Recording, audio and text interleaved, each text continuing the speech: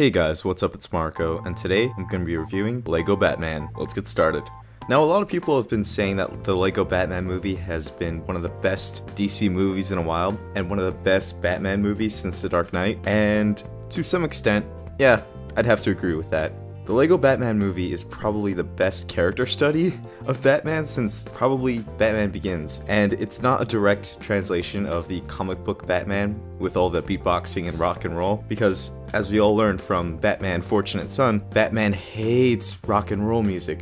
But all jokes aside, the Lego Batman movie really understands Batman's vulnerabilities and isolation in his early years as the Caped Crusader. For the past 30 years, every serious Batman movie has tried to avoid Robin like the plague, and that's a shame, because Robin is so important to the Batman mythology and the psychology of Batman. He's a ray of hope, and he's Batman's one real chance at redemption, because crime in Gotham will never end. The crusade will never end. But if Batman can raise his kid, give him a purpose and a mission, then maybe he can give this orphan kid a chance, and he won't turn out as screwed up as Bruce Wayne's Batman. Now, the Lego Batman movie doesn't really go that deep into the Bat family. It plays pretty loose and fast with continuity, and usually I'd be pretty annoyed by that. I'm a really big continuity buff, but I kind of give this movie a pass because it is a Lego movie, and I'm alright with some of the changes. To me, this feels more like an Elseworlds story, but all the characters are Lego minifigures. And I didn't really mind the Barbara Gordon Bruce Wayne shipping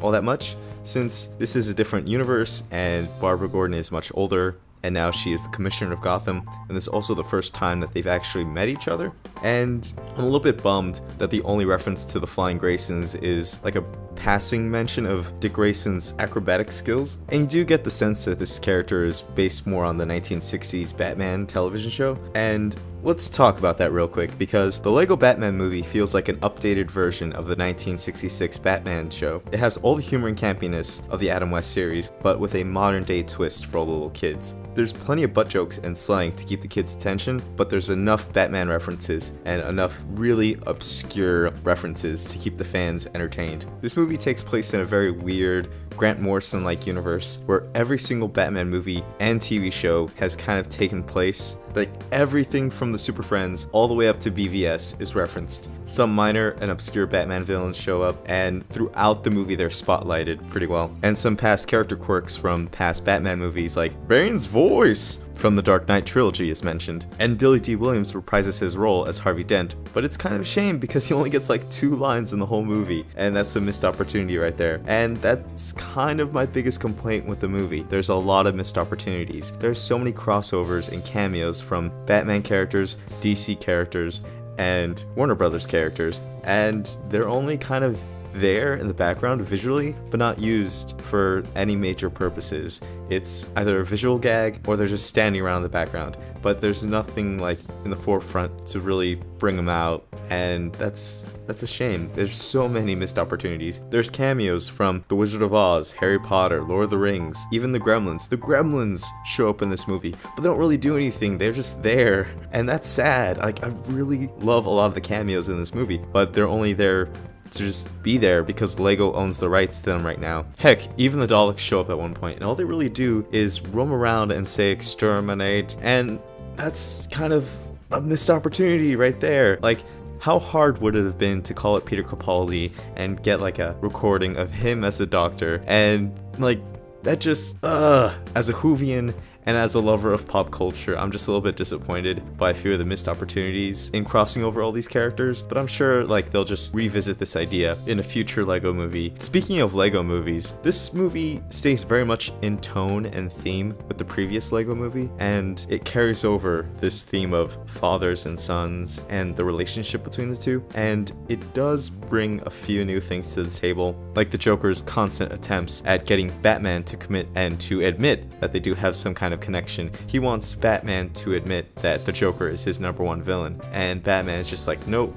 I don't want any ties to anyone, I don't want any connections, and it's just me alone, and that's the way it's supposed to be. I have no family, and I have no friends, and I have no enemies. It's just me fighting around with everyone. And that's where a lot of the best jokes come from. It comes from Bruce's inability to connect. He will not commit to Alfred, Robin, Barbara Gordon, not even the Joker. He's not going to admit that deep down he does care about the Joker, and that's kind of funny. I found that pretty funny, and all the kind of slight mentions and homages to romantic comedies from the 80s and 90s. Those are pretty funny. Something I kind of really got tired of really quickly in the movie was Will Arnett's Christian Bale Batman impersonation. That is a whole Batman behind. We're already in a new era of Batman, but we're kind of stuck making fun of Christian Bale's Batman voice still, and I feel like it's time to move on. We can totally move on from this and make some more BVS jokes or make some more Suicide Squad jokes, which they do in the movie. It's pretty funny. But this movie is seriously outshined by the 2014 Lego movie, and that's kind of sad.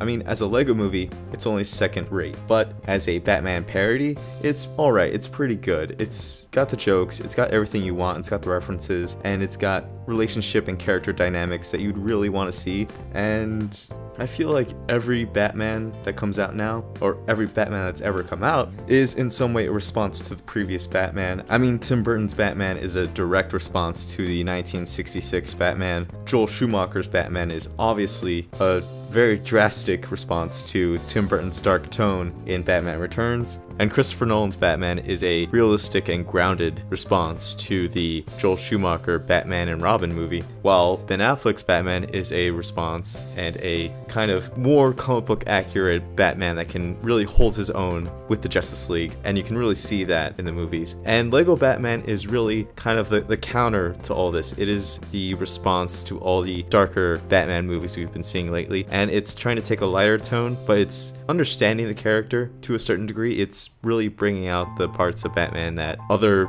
serious movies don't really take into account. The isolation, Batman's inability to connect with others, and his deep down desire to form a new family. And a lot of the Batman movies just miss that completely because they don't want to deal with Robin or Batgirl or Nightwing, any of the Bat family really, except for maybe Alfred. And the other movies, the so-called serious Batman movies, tend to not understand how very vital the Bat family really is to Batman, and they want to ignore it just because they feel like it's too silly or too campy, but it's a really vital part of the character. Lego Batman movie really gets that, and it works with it because this is a different kind of environment and they're free to play with whatever they want to play with because it's Legos, and that's their motto really. Altogether, Lego Batman movie, it's not as great as the original, but it is still a very superb Batman movie. It's a pretty good Batman comedy. If you are looking for that kind of thing, then you should definitely check it out.